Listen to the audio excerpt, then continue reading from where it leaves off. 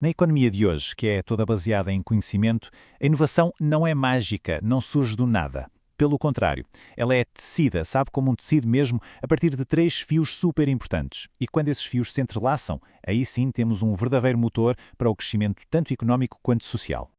Então, o nosso caminho hoje vai ser o seguinte. Primeiro, vamos entender o que é esse tal motor da inovação. Depois, vamos descodificar a hélice tríplice. Aí, vamos dar uma olhada no exemplo perfeito, lá no Vale do Silício. Depois, aterramos no Brasil para ver um estudo de caso bem interessante. E para fechar, vamos pensar em como diminuir essa distância entre o que é e o que poderia ser. Bom, para começar, vamos direto ao ponto. Tudo parte de uma pergunta bem fundamental. Então fica a pergunta, o que é que realmente move uma economia moderna? Uma economia que vive de conhecimento? A resposta a isso é o mais legal, não está numa única coisa, num único ator. Está na dança, na interação superdinâmica entre três protagonistas. Exato.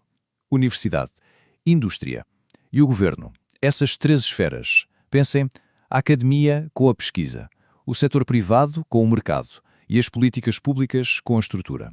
São eles os componentes centrais desse modelo superpoderoso de inovação. São justamente os três fios que vão formar a nossa hélice. Ok, então já temos os três atores, mas como é que essa interação vira um modelo, uma teoria de verdade? É aí que entra a tal da hélice tríplice. Esse modelo, que foi pensado lá nos anos 90 por Henri Etzkovitz e Loet Leidersdorf, descreve uma espécie de espiral de inovação. A ideia é que essas três instituições trabalhem juntas, de um jeito que uma depende da outra. E olha que interessante, não é só cooperar, não, é mais fundo que isso, é quase uma mistura dos papéis de cada um. E é aqui que está o pulo do gato. Antes, os modelos mais antigos, eles viam esses setores como caixinhas separadas, sabe? Cada um no seu quadrado. A hélice tríplice chega e vira essa mesa.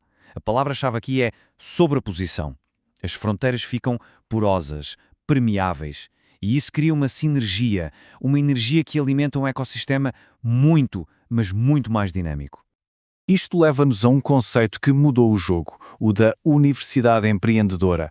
A universidade sai daquela posição de torre de marfim, sabe? Isolada, para se tornar um motor central da economia. Ela vira uma parceira ativa que ajuda a criar novas indústrias, novas empresas. É uma transformação e tanto. Tudo bem, a teoria é legal. Mas como isso funciona na prática? Para deixar tudo bem concreto, vamos olhar para o exemplo mais famoso do mundo. O lugar que é praticamente sinónimo de inovação. E aqui vemos o modelo a brilhar. Pense só. A Universidade de Stanford. Ela trouxe o conhecimento, a pesquisa de ponta. A indústria transformou esse conhecimento em produtos, em aplicação real. E o governo? O governo não só financiou muita pesquisa, como também foi um cliente gigante, comprando essas novas tecnologias e acelerando tudo. Cada um fez o seu papel, mas também invadiu o papel do outro. E foi essa mistura que criou a mágica. Ok, o Vale do Silício é o cenário ideal. Mas e quando tentamos aplicar este modelo numa economia emergente? Vamos ver o que um estudo bem completo sobre o Brasil nos mostra. É uma visão, olhe, fascinante. Para ter uma foto bem nítida da inovação no Brasil, os pesquisadores fizeram um mergulho profundo. Eles não analisaram um ou dois estudos, foram 48. 48 trabalhos académicos, publicados ao longo de 20 anos. E o que eles descobriram, é bem revelador. Essa análise toda mostrou 4 grandes temas. E o que mais chama a atenção é isso aqui. Quase 1/3 de tudo o que foi estudado foca em pesquisa acadêmica e patentes. O que isso quer dizer? Bom, pode ser um sinal de que o sistema está mais preocupado em gerar números, em cumprir métricas acadêmicas, do que em realmente transformar o conhecimento em inovação que chega no mercado. É um sintoma clássico, sabe, de uma hélice que não está girando com força total. Resumindo, os três fios da hélice, eles existem no Brasil, claro, mas não estão a entrelaçar-se direito, não estão a tecer uma trama forte. As conversas entre universidade e indústria são raras, limitadas. O governo muitas vezes é visto só como quem dá o dinheiro, não como um parceiro estratégico. E o conhecimento, ele não flui como devia. Simplesmente não é o suficiente para fazer um modelo escolar. Ok. Diante deste cenário, qual é a grande conclusão sobre o motor de inovação do Brasil? E mais importante, qual o caminho para a frente?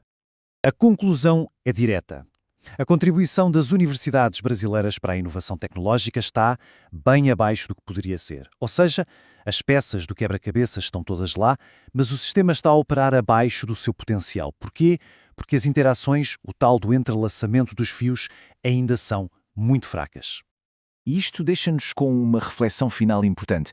Como é que uma nação pode tecer uma hélice mais forte? Como destravar todo esse potencial de inovação?